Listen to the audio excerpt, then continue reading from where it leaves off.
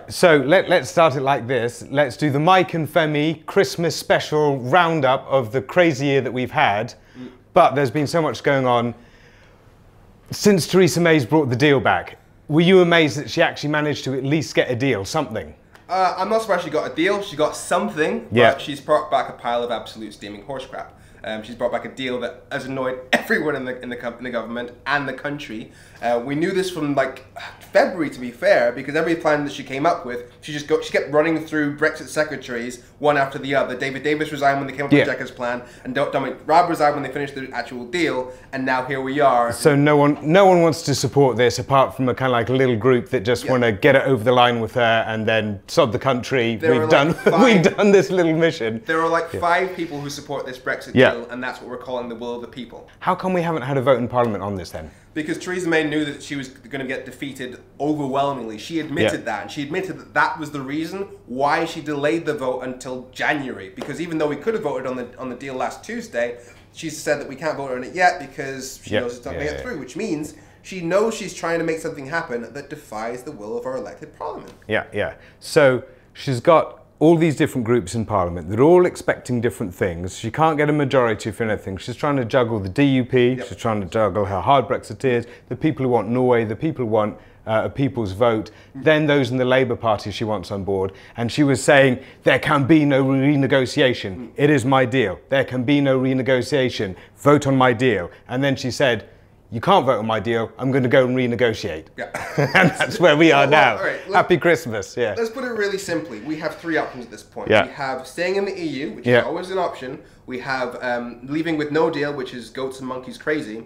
And then we have her deal, which is absolutely stupid. The reason it's absolutely stupid is because the #1 reason why people voted for Brexit in 2016 was to have more control over their country. This deal means we have less control over our country. So if we leave the EU in a way that thoroughly annoys the 52% and the 48%, what the hell was the point? The NHS is the one that gets screwed over hardly by, massively by no deal. I mean, it's being screwed over already, but then no deal makes it even worse. How's the NHS already been screwed over?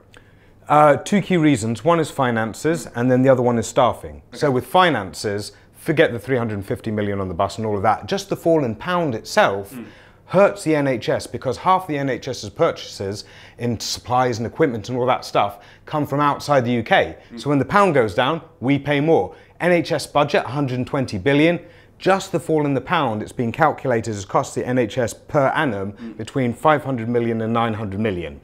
On supplies and equipment. This is before you talk about the NHS paying for UK citizens getting healthcare abroad in Europe and the NHS compensating that. Another over 100 million on top of that. That's just the fall in pound. And then, as you well know, because I've seen you tweeting about this as well, we're spending money on Brexit. You know, we're already pouring money into extra customs officials and civil servants, you know, instead of on doctors and nurses and those. And now we're spending money. This is like whether no deal happens or not, we're spending money on it, buying up all these fridges that we might or might not use. Exactly. So that's what we're spending money on, Portaloos, instead of taking care of your gran and my gran and New Year's resolutions, I've got some in mind. Do you have any? Let's hear yours. I think I'd probably say I need to make sure that we need to make the conversation better than it was in 2016. We have to get away from this idea that we treat Brexit voters as if they're stupid or racist. Most people did not understand the single market or any of the complexities that we've all learned together as a country over the past 2 years. So pretending like you knew better, like you were all experts in EU law, is just wrong. I find myself sometimes doing those snarky tweets, you know, that are kind of like really negative. And then sometimes we should use that, what is that, that think acronym, where it has to be truthful, helpful, what was it, the next one? Necessary. That was the second last one, necessary and kind. I've heard you say this before, and I think very much the same way. People are people. People are actually fundamentally kind, and they care about their family and other people like them. That's why they so whenever you start conversations, it's just starting from that base point of, you know, of how we want to rebuild the country. So remembering that. Okay, so for you, now that you've got the thinking hat on, for you, what was the biggest surprise of all of this year? Well, we went on that march, People's Vote March in October, and they were saying that, okay, maybe we'll get 200,000, given that we got about 150,000 last time, 300,000. I did not expect 700,000. I lost my shit when that number came out.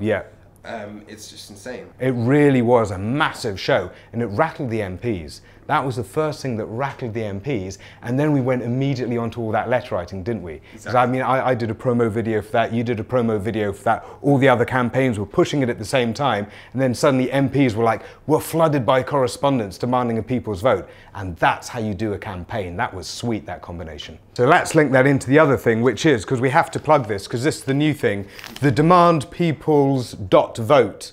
So demandpeoples.vote, go to that, use it to send a message to your MP, it will tailor it to your circumstance, and then also send videos to your MP as well. It will tell you how. Yeah, because the MPs clearly don't know what to do because they're an absolute shit show right now.